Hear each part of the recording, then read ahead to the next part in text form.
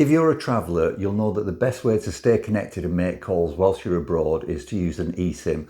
Unfortunately, not all phones are equal, which basically means that not all phones can take eSIMs. And if that's the case with your phone, I'm going to show you how to convert it so it'll accept eSIMs and you can get better value data plans for your travels.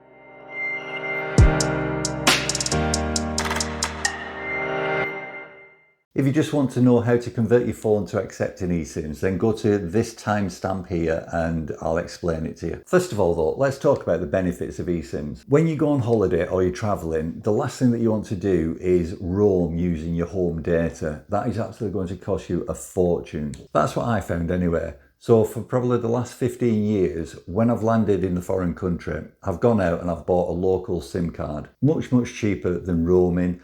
But there's some real drawbacks to buying a SIM card when you're abroad, which makes eSIMs by far more preferable. Let me just talk through the pros and cons of a SIM card versus an eSIM. So I'll use Indonesia as an example, or Singapore, or anywhere like that. When you land, you're not connected because you haven't got a local SIM card in your phone. So what you've got to do is go out and find somewhere that sells a SIM card. The chances are if you get one at the airport, it will be very expensive compared to buying it outside of the airport. So you're going to get to your hotel before you can use your phone. Then you've got to go out and find a shop that sells the SIM cards, which is easy enough. But this is where it gets a little bit more complicated. You've got to take your passport to the shop that's going to sell you the SIM card. And in Indonesia and in Singapore, you had to show them your passport. They had to take a picture of you holding your passport up next to your face because it's all got to be logged for the government. And then you get your SIM card, pop it into your phone, and it registers within an hour. Lots of hassle, even more so when you've got a family. So 2 children and a wife, you've got to pull them down to the shop as well with their passports. And it really eats into your time when you're on holiday. So that's the SIM card. Now an eSIM, completely different kettle of fish. I've been using eSIMs for probably the last 4 years and they are absolutely fantastic, primarily because you can download them onto your phone so that they're all ready to go when you land. You go onto your PC, find a provider that offers you how much you want to pay, the gigabyte of data that you're prepared to pay, how long you want it to last for, because they can go from a day to 30 days. Some may even go for longer, but I just extend mine once it gets to 30 days. You pay for it, you get sent a QR code, scan it onto your phone, it downloads the eSIM, and then basically when you land, you switch over to that eSIM. While you're still on the plane, you're going to be connected to the local network and everything's running. That's how simple it is. So if you're doing it for 4 people, it just takes a matter of minutes. You get 4 QR codes, 1 for each phone.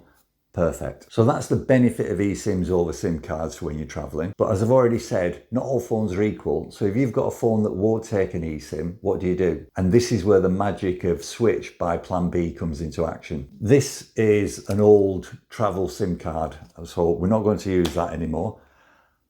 This is my Samsung S24. Now, I could use eSIMs on the S23 Ultra that I had. I could use it on the older versions. We can use it on all the iPhones in the house.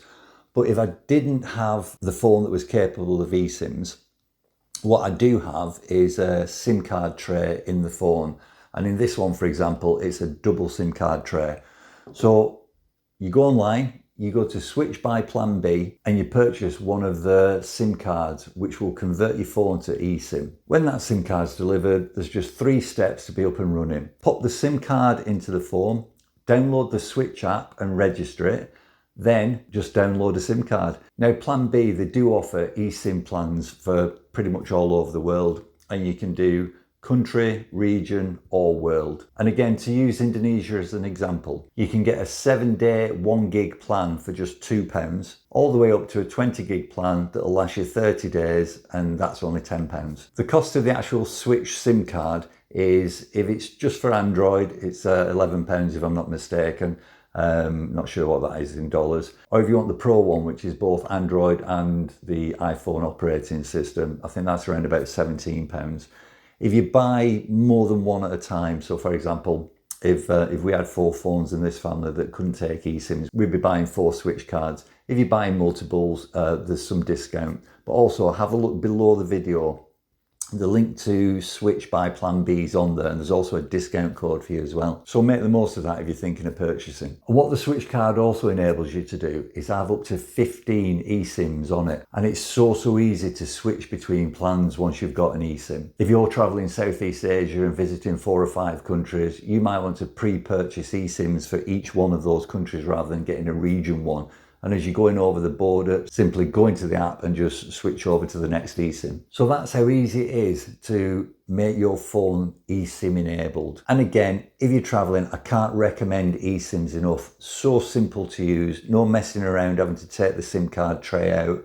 You just download the eSIM that you want and pretty much you're ready to go, as I said, as soon as you've landed and you're on the plane, which makes getting a taxi so much easier. You're not being ripped off by those people that are outside. You don't just have to use eSIMs when you're traveling though. You may find that you want another number when you're at home as well. So again, you've got your SIM card in your phone, download an eSIM, that's another number for you to be able to use. But definitely when you're traveling, I can't recommend it more than get an eSIM. Life's so much easier. And you tend to find that they're better value as well. So switch from Plan B, huge recommendation from me. If your phone isn't eSIM enabled, then what a perfect way to make sure that you can go abroad and use an eSIM without having to get a new phone, that is. Perfect.